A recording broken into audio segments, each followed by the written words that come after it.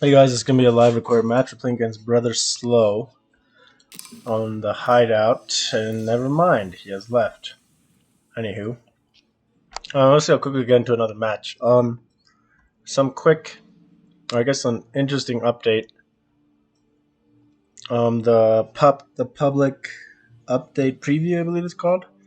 Um, for the upcoming season, so season 5, I believe it is, has been released, and there's a lot of changes.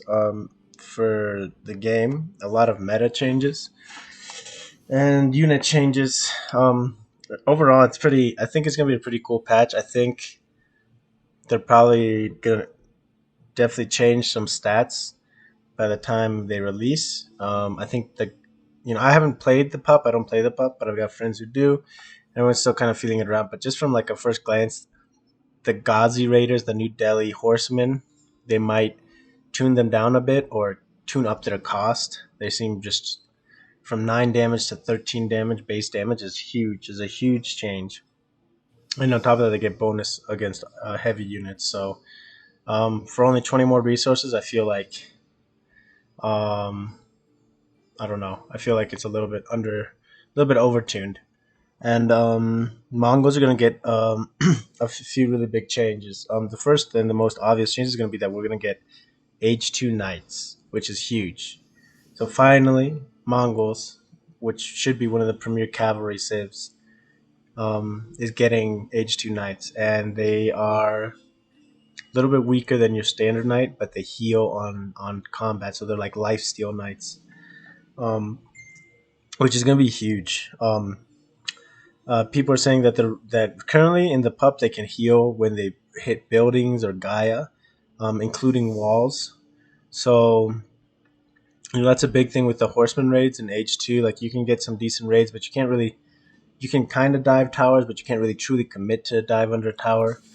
And you get kind of hit with damage and stuff, and you kind of have to fall back. So with H2 Knights, it's going to be a whole different ball game for Good luck.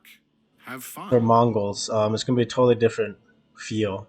I think it's Good going to luck. really Have mesh fun. with my playstyle of all cav Mongols. I think Horsemen will still have their place. I think H2 Knights is going to be more of the play now. Um, we do get court architects for Mongols as well. So our buildings are going to get more HP, so your towers. And then we're going to get a. The GUR pack up time has also been increased to just 1 second. So instead of like, it used to be like 5 seconds. So that's also a big change. So there's overall just a whole bunch of changes. But I think for Mongols, it's going to be pretty exciting to see what the final version of the new knights, the Keshiks, is going to be. It,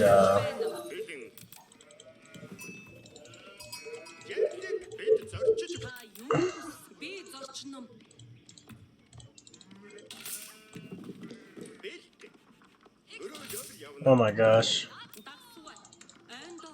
So this is not how to start.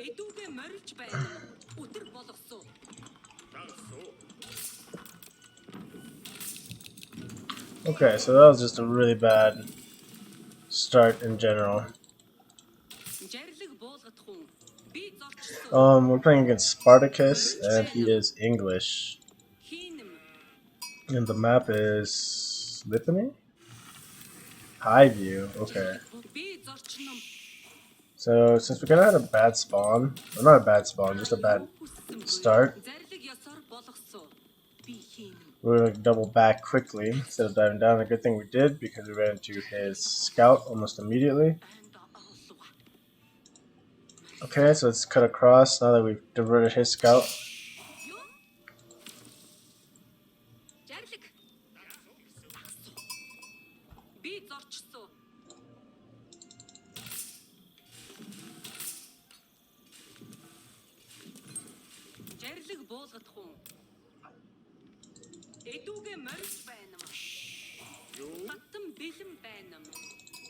Couple more sheep. Oh, Trey's gonna get a big change.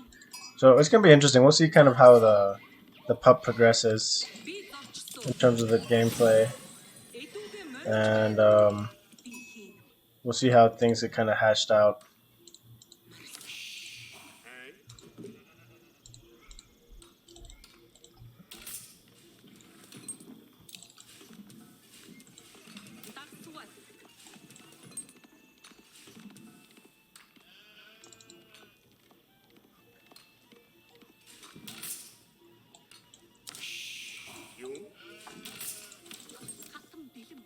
He's probably ran through here already, but I think he went to the east and then went to the south. So we should be able to get some pickups here to the northwest.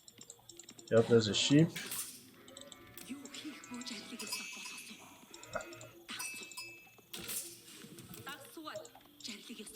See, our Egypt time's a little bit affected because of the bad micro earlier.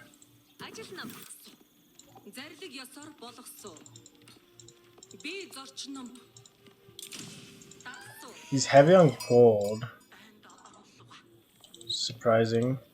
He's going for the Egypt now.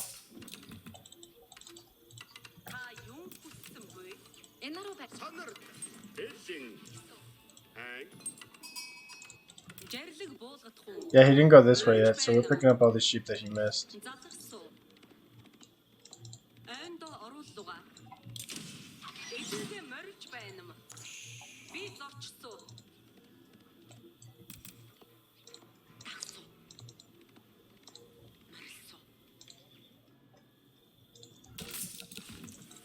Idle time on our TC, that's not good. This is our first match of the day, so first match in like 2 days actually, so a little bit rusty for sure, 100%. And the kind of worry here is with England is they're just so well-rounded. He can kind of do anything he wants in terms of whatever strat he wants to play. So we're gonna have to react pretty well here.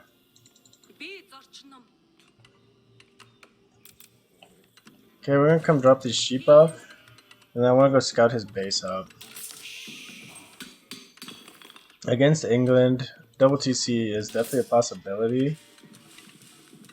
Like, he might go 2 TC. It's hard to raid him. I don't know what I'm going to do in terms of our own strat. We'll go horseman.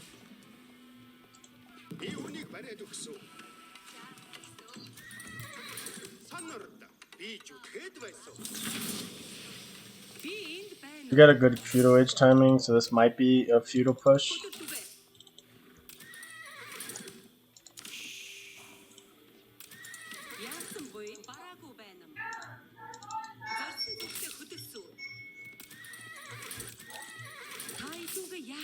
He's going 2 TC. Yeah, this is 2 TC, 100%. Let's come over here. So a little bit unfortunate because we're not going for...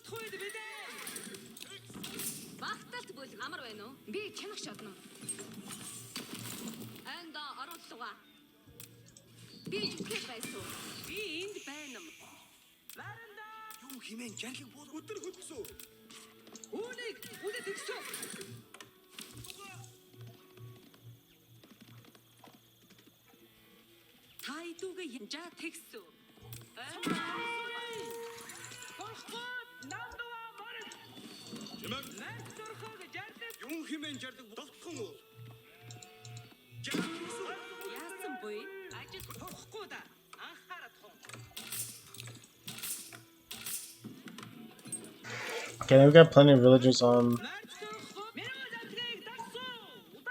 I really wasn't expecting the 2 TC from him.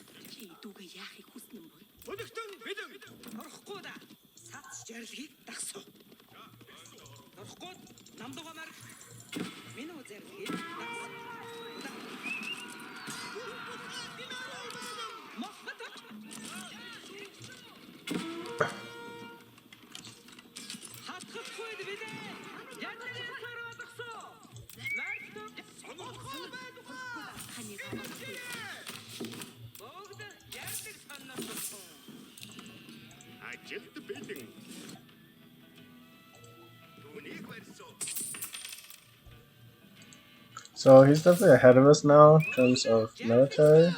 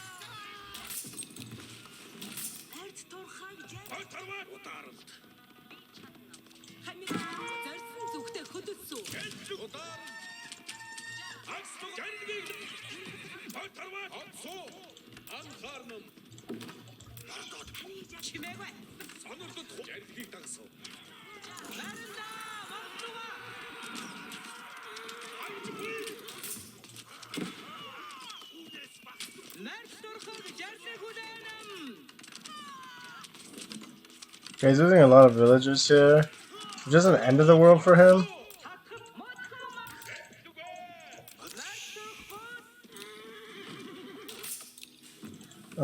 I think we have to be careful now about how much we commit.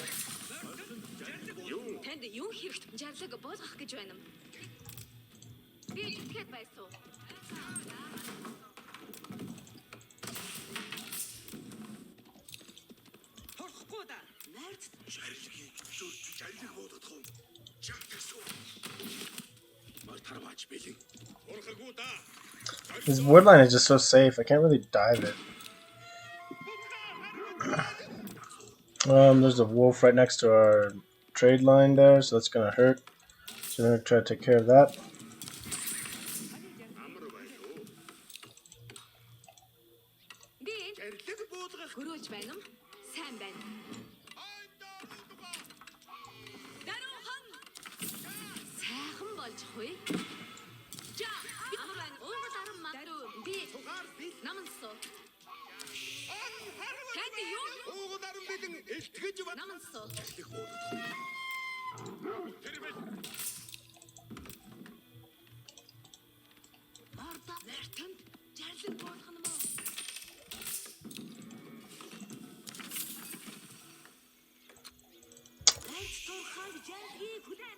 Him securing his gold was not a bad move at all. It was a smart play.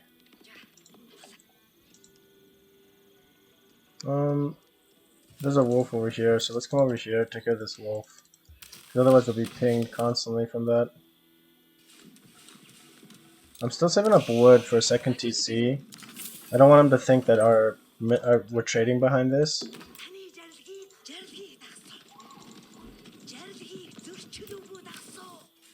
We wiped his army. It's probably a waste. Like, it's probably bad that we're not like pressuring. We had a military advantage. I don't know if we still do. We probably don't at this point.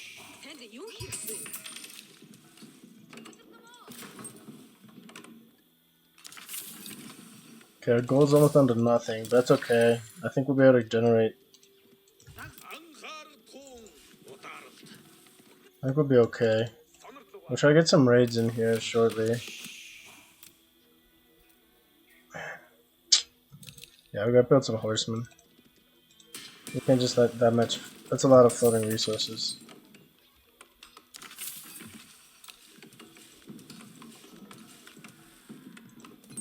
We almost have enough for a second TC. It's just so expensive.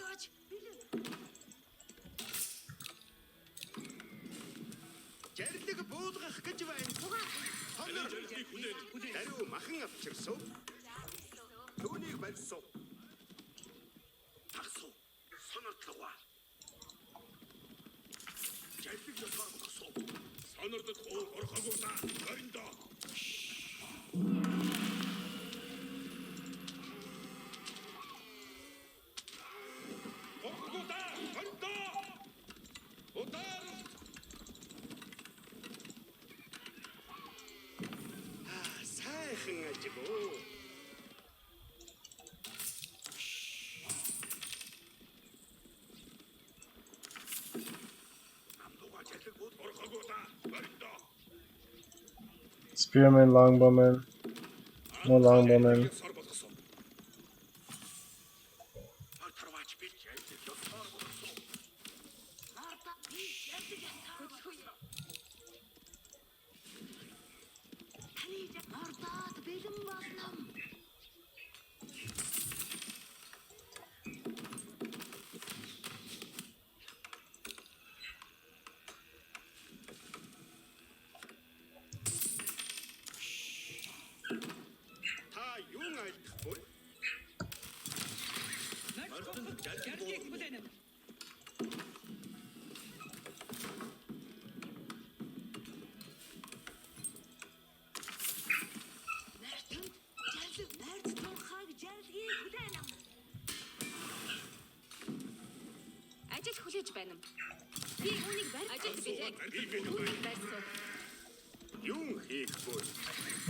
There goes my TC, dropping those 2 pastures, so maybe that was a mistake. I don't know.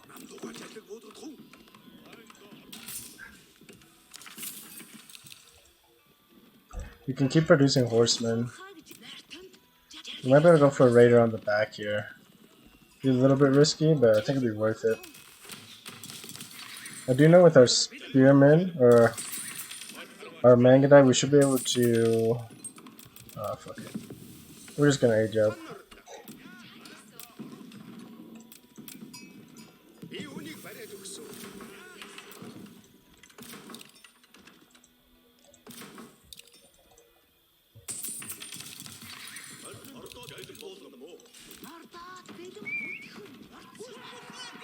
This is great timing for us.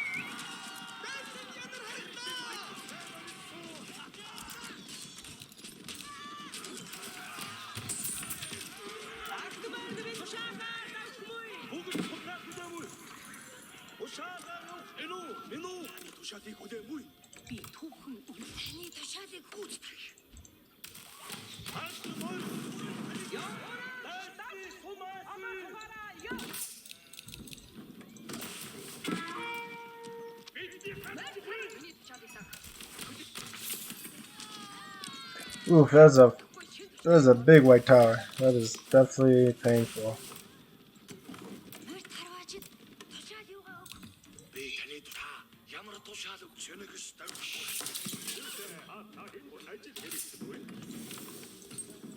Ялцгууя бэлэн. Би тийш явна уу? Би танд байж өгсөн. Шин тушаал ирлээ. Бэлэн бай. Таны тушаалыг зөрчил үгүй дагсуу. Тушаалаа дагсгүй. Хааш мордохгүй таны тушаалыг зөрчил үгүй дагсуу. Өөрийн дөө бол бас. Хөртөн харваач. Удахгүй шин тушаал ирмүү баста. Ямар харваа. Шиднийг хармууч байгаагүй. Ушаалаар давхгүй. Юу хийж идчихгүй? Энэ байрлага. Бэлэн болоогүй. Тушаал өгөх гэж байна мó. Чинагш тавгүй. Шин тушаалыг Зэрэг бүгд бэлэн. Бүгд тушаал санаадагдахгүй. Ань хүчөө бүхэн нэрхэрийг хэрэгвэлээ. Ажил хууя бэлэн. Тушаал болгох цаг болвэ. Одоо үүнийг барьсан. Зэрэг Мэрцэрийг үргэлж бэлэн. Хонолдож үхэлтэй. Амаа тэргүүт араастаа. Амаа тэргүүт араастаа.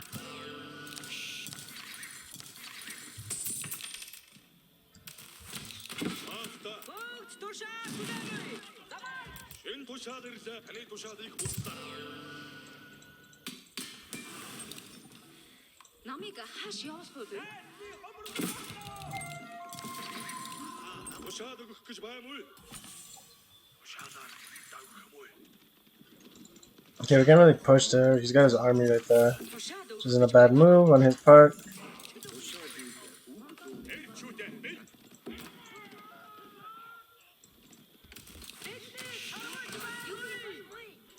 Чи юу хүсмүй? Надуур. Та ямар тушаал өгөх вэ? Би түүнийг одоо Хүчөөхөн тэрхэрэг хэрэг. Хүчин зүтгэсэн. Хааш мордохгүй бой. Таны тушаалыг дагсуу. Та намдугаа ямар тушаалыг чинээс давхмаа цаг ирлээ. таны тушаалыг хүлээмүй. Зүйтэй. Хинэ. Нар анхааралтай байна уу? Би түүнийг удалгүй бариа дуусгасан.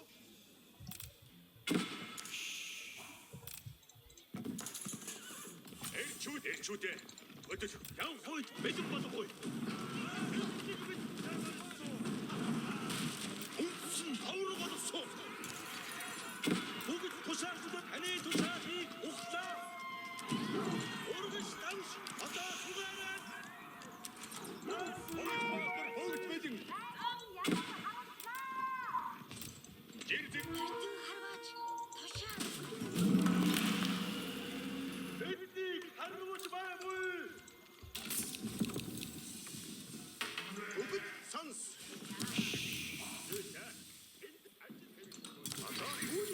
Харваач тушаал. Надуур ажил өгнөн буй за. What the? My Gurg got misplaced? Танд зүтгэх үү? And he picked up all the relics on top of it. За. Ушаа бүлээгүйт бэлэг. Өөрхтэй үл түүтнэ. Ажиллахгүй бэлэн. Drop that, please. Grab this. Come over here. Намыг хааш явуулахгүй бэ? Таны тушаалыг хүлээмүй. Би танд байж өгсөн. Юу хийж эцсэх вэ? Хоёрт бат жагсгүй. Эрчүүдэ бэл. Өдөр гүйцэтгэл. Эрчүүдэ бэл. Хөртөн харваач. Тушаал. Үслэлтийн хороо бэлэн.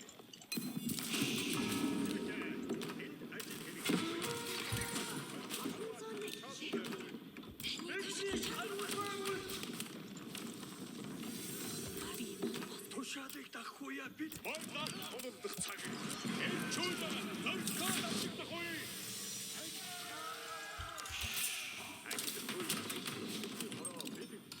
Зүйтэй. Замдаа явж байна уу? Би танд барьж өгсөн. Уран дагсан байм уу? юун туш Хүчин зүтгэсэн. Би дайсан харваа. Ушаа бүлээгүйт бэлэг. Эрчүүдэ.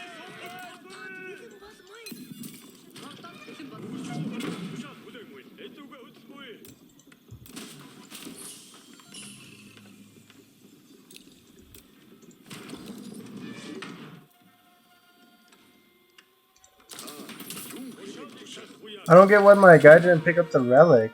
Oh my god.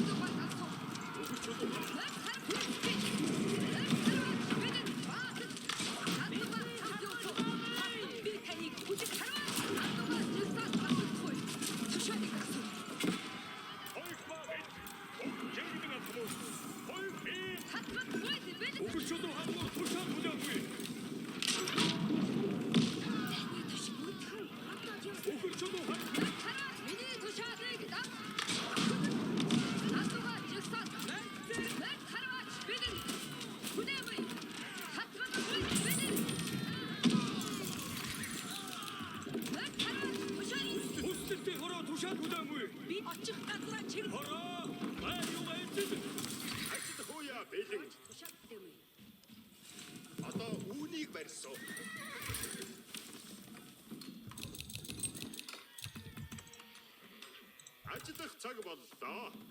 Би түүнийг бодлоггүй бариад дууссан. Ажиллах цаг боллоо. Тушаал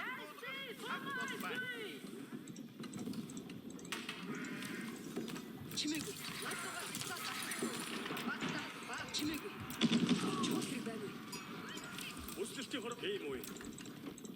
Өгөрчөө өгтийг бэлтгэхгүй. Энэ байдлаар Дуусчихгүй. Хүн харагдсан уу? Намгаа ямар тушаал? хайч дуусчихвээ. Сайхан харагдмаа. Намайг хаачаа. Би үнийг шалахгүй хийсэн. Би түүнийг одолгүй байр дуусгасан. Ажиллахгүй бэлэг. I think I messed up my food macro there a little bit too.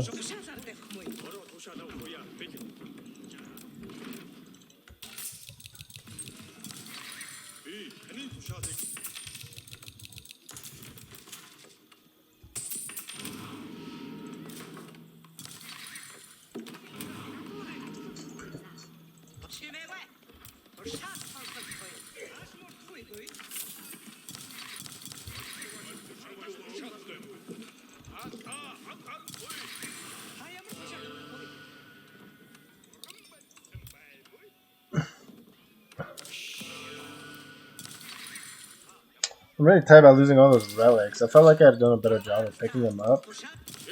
Like this one, the one monk like carried that relic over and wouldn't drop it off. I don't know why he didn't want to drop off that relic.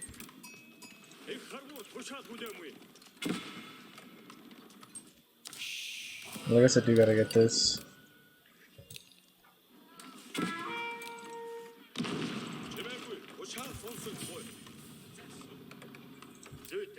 Цугаараа анхааралтай байна уу?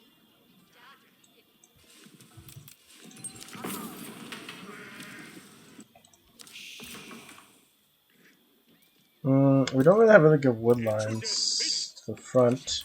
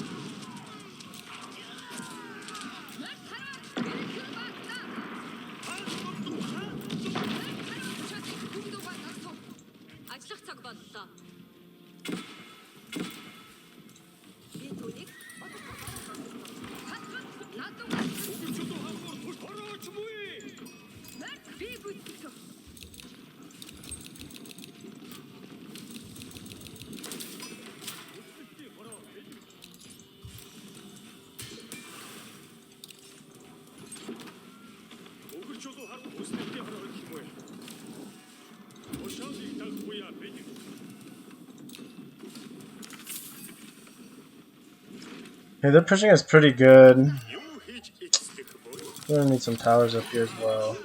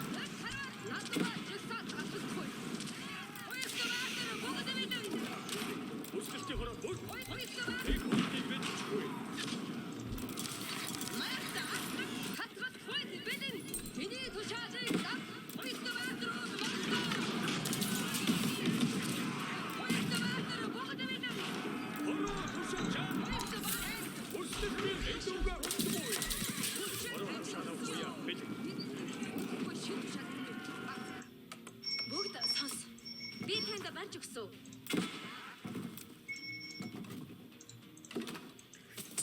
Тушаал болгох цаг болбой. Би түүнийг бодолгүй бариад олсгосон. Юу хийж бүгдийг мэдчихгүй.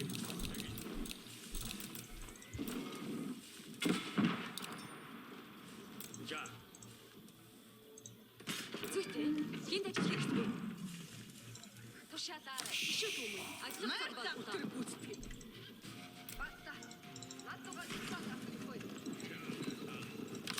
Тушаалыг бүгд өвлөх. Сакус зам. Юу хийж эзлэх буй?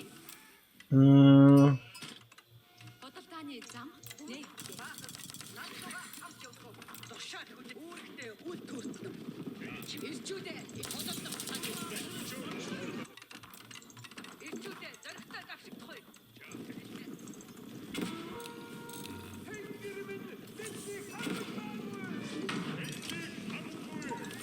зүйтэй. Энд ажил хэрэггүй. Цугаараа хаа заагдах.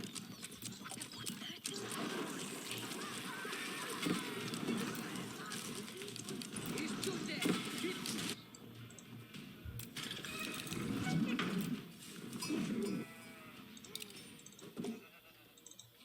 Бүгд тушаал сонирдог. тушаал Эгчүүдээ бидний тушаалаа.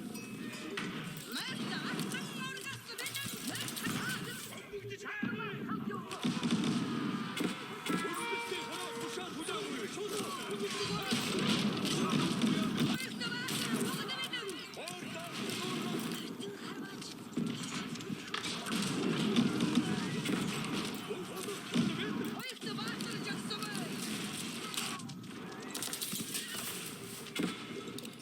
А ямар тушаал шатаар хөдөлмөй.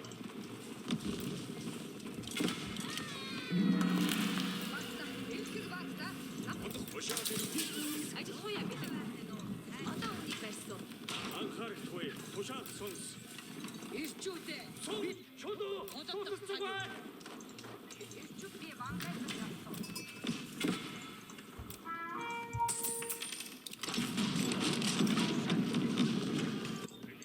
Юу хийж эзлэх буй? Чагалтлаа. За, өтөр хөдлөм үе. This is gonna be a slug. I'm not entirely sure how I'm gonna break this yet.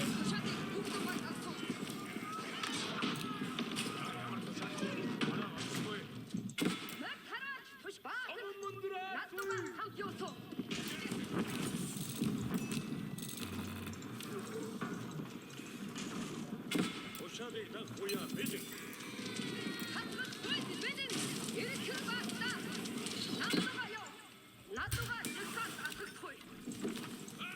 Тушаал хүлээх үед бэлэн. Тушаал хүлээх юм. Надуур ажил өгнө буй цаа. Би түүнийг бодолгүй бариад олсгосон. Харваачлаа. Миний тушаалыг дам. Ажил хуяа гэдэг.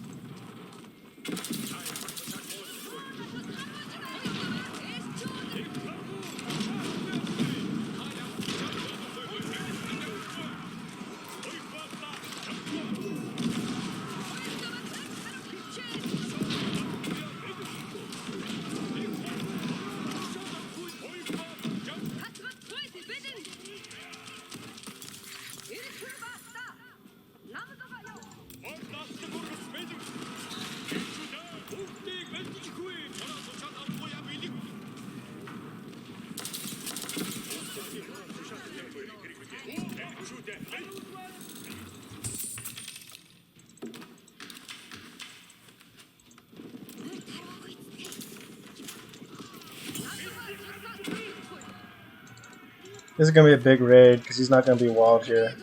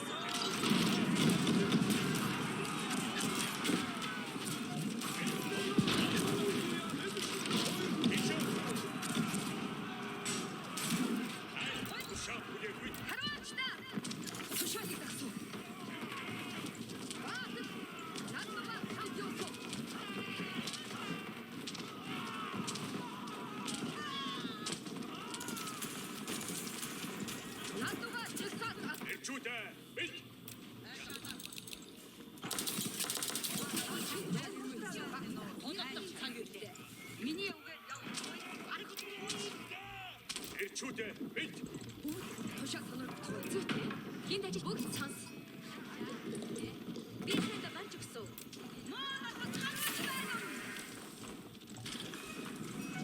бүгдийг бэлтчихгүй.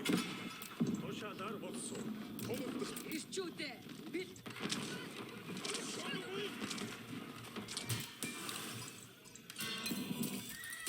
Where's my Uwu?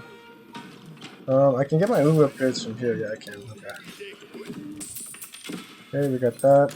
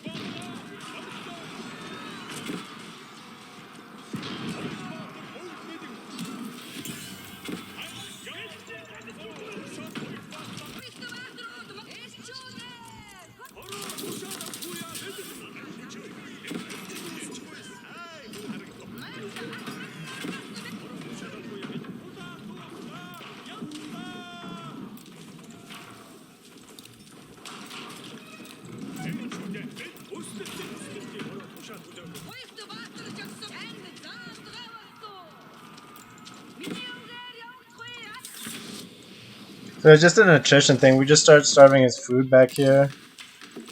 And, I mean, that white tower was really hard to deal with. Like, that just shut down, like, literally, that just shut down that whole game. I mean, if I was an infantry-based army, maybe I would have been able to transition a little bit nicer there. But yeah, he definitely pushed me way back. Let's see. 40-minute battle. Villager count. I want to see the food count. Okay, so at that end there is when we started to really starve him for food. Because we were sitting on great food and gold. He got all those relics. Like, I'm really salty about one. Like, the other relics he did a good job picking up. Like, he did a really good job picking up, like, 2 at the same time. But this relic, I don't know why. Like, I sent my monk to drop his relic. He dropped it. And then it looks like he picked it back up and didn't pick up this relic and came back. And that let him get the 4th relic. So it should have been 2 to 3 relics instead of 4 to 1. So that was a pretty big difference. And then he like super closed in his eco. And it looks like eco-wise, he didn't have a lot of numbers. Okay, at the end there we killed a bunch of villagers. But, oh, he was selling it around 100. And we killed off quite a few. Like, the big commit for the keep drop here, like, if he had gone for a wall, that would have been a bigger play for him. We would have started trading up here, but, I mean, yeah, it would have been a lot better for him. In terms of, denying us. This Berkshire Palace is is a nightmare to push, because it's got a huge range on it. Range is 15 tile range. That shit's crazy. My trebuchet's got 14. Like, I can't I can't safely attack with Berkshire Palace without getting attacked. Unless I have a wee pal. So these 2 trebs honestly might not even been worth to go to. It might have just been worth going full rams and just ram pushing the Berkshire Palace. Because I mean, it's Berkshire followed with a keep, followed with the white tower behind it. So this was like a nightmare push, but we were able to kind of stop his like villager like aggression, the keep drop. Militarily, he doesn't have a lot of buildings. Yeah, we definitely had the better enough military infrastructure to stop him. Getting those siege workshops when we did was pretty big, and double production of those springles, getting that extra range, because that he started to get a pretty nasty siege mass, and that's what pushed us back. So here we're also taking his wood, which is a good move on our part to start taking that wood. Yeah, this wood line was just dangerous. And his TC, like, we didn't go Mangadite because I didn't think he was gonna go for a second TC because of his age up timing. But he did, and yeah, I didn't go Mangata. If I had Mangata, I could have at least delayed and slowed down the second TC drop. So we were kind of like in a weird spot for transitioning our eco, but being able to drop this market and still trade was a pretty good deal. So that's another thing. In the new pup, they're looking at doing the trade where now instead of getting 113 gold, you'll get like let's say 55 gold here, but you get 55 gold at your market and 55 gold when you get to the neutral trade. So there's no more trade trick. You do drop off on basically on both points of your trade, which is going to mean that the trade income, your gold income is not going to be like that huge turnaround wait that you have to do the first time. So it's gonna be really interesting. It's gonna be a lot more steady income, a lot more quick to get, and easier to defend in the sense that you can garrison your traders, so you don't have to worry about losing income as much because they're just gonna pop out and immediately be fine with their gold where it's at. So that's gonna be a really big bonus. The nerf is, excuse me, that you're not making as much gold.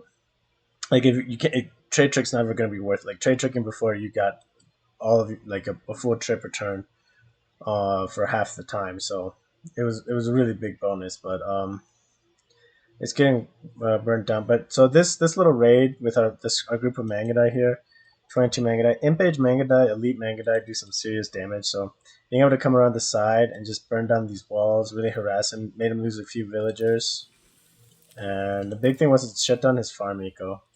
He was gonna have to react with army, and he didn't have army to react with it. So we would have burnt down a lot of these farms, idled these farms, while we would have been started pushing it in the front. I probably would have just started sacrificing some of these some of my army here, just so my trebs could start sieging out this Berkshire. And I probably would have started rallying troops here, and we definitely would have done it. We're just been a little bit of a slog. So overall, decent match. Kind of a rusty first warm up match. Definitely some sloppy play, but overall, I think decent. And the big thing is, I think this upcoming pup, this next we'll see what the changes kind of get reverted in the pup and what changes are going to be maintained into the next season. But I'm really excited for the next season. It's definitely going to be something that really favors my playstyle. So thanks for watching, guys, and I will see you on the next one.